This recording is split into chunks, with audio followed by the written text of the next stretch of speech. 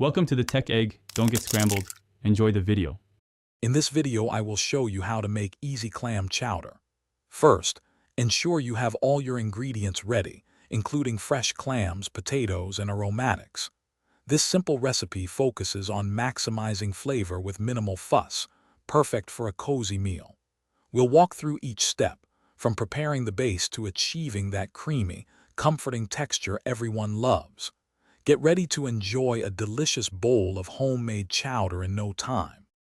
Now, let's build that incredible flavor base. Start by rendering about 4 ounces of diced bacon in a large pot until it's nice and crispy.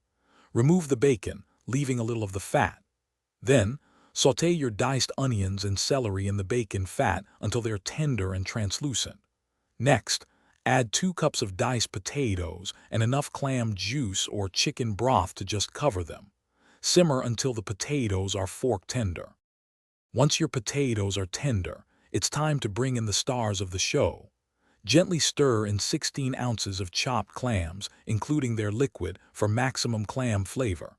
To achieve that classic creamy texture, whisk 2 tablespoons of all-purpose flour into a small amount of the hot broth. Then slowly add it back to the pot, stirring constantly. Finally, pour in 1½ cups of heavy cream, heating it through without boiling. Your easy clam chowder is almost ready.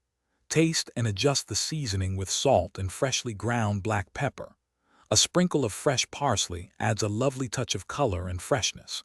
Ladle your warm, comforting chowder into bowls and garnish with those crispy bacon bits you set aside earlier. It's perfect for a chilly evening or any time you crave a hearty, homemade meal. Don't forget to check the description for a link to the Owala water bottle and other great deals. Thanks for watching. Consider subscribing if I helped unscramble your problems.